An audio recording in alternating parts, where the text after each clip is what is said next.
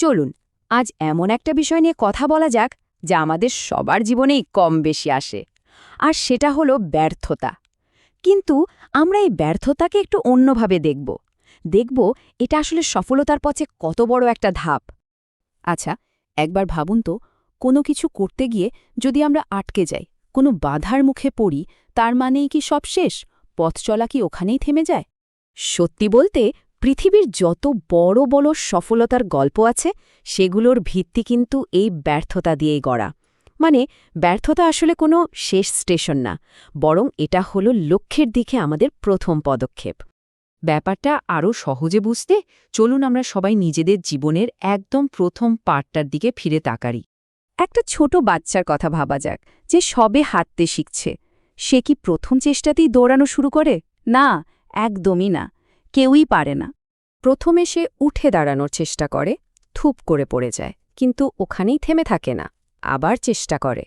আর এই যে বারবার পড়ে যাওয়া আর উঠে দাঁড়ানো, এর মধ্যে দিয়েই কিন্তু সে শেষ পর্যন্ত হাঁটতে শিখে যায়। তার মানে ওই পড়ে যাওয়াটা কিন্তু ব্যর্থতা না, ওটা শেখারই একটা অংশ। আমাদের জীবনটাও ঠিক একই রকম। যে কোনো বাধা, যে কোনো সমস্যা, এগুলো আসলে আরও শক্তিশালী হয়ে ঘুরে দাঁড়ানোর একটা সুযোগ। ওই বাচ্চাটার মতো আমাদেরও থেমে গেলে চলবে না। এবার আসুন এমন একজনের গল্প শুনি যার উপর আর চেষ্টা ব্যর্থতার পুরো ধারণাটাকেই বদলে দিয়েছে।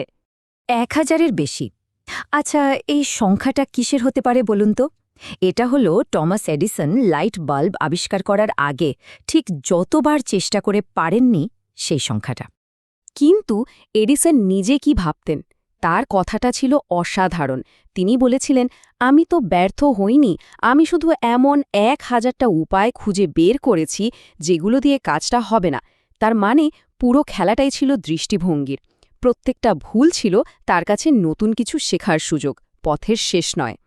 এডিসনের এই গল্পটা থেকে আমরা কি শিখতে পারি? প্রথমত, ধৈর্য যে কতটা জরুরি তা বোঝা যায়। দ্বিতীয়ত, প্রত্যেকটা চেষ্টা থেকেই নতুন কিছু না কিছু জানা যায়। আর সবচেয়ে বড় শিক্ষা হলো, আমাদের দেখার ভঙ্গিটা একটু বদলে ফেললেই কিন্তু ব্যর্থতাকেও সাফল্যে পরিণত করা যায়। তো এত সব আলোচনার পর মূল কথাটা কি দাঁড়ালো? চলুন ব্যর্থতার একটা নতুন আরও শক্তিশালী সংজ্ঞা তৈরি করা যাক। ব্যর্থতা মানেই থেমে যাওয়া নয়। ব্যর্থতা হলো যা কিছু শিখলাম সেটাকে কাজে লাগিয়ে আরও একটু বুদ্ধি খাটিয়ে নতুন করে শুরু করার একটা সুযোগ। আর এখান থেকেই আমরা আসল সত্যটা বুঝতে পারি। আর তা হল ট্রংজন দশংকং সুথামেন চুয়ে থামেন সুয়াটং দায়। তো তাদের জন্যই অপেক্ষা করে যারা এই ব্যর্থতাকে ভয় পায় না।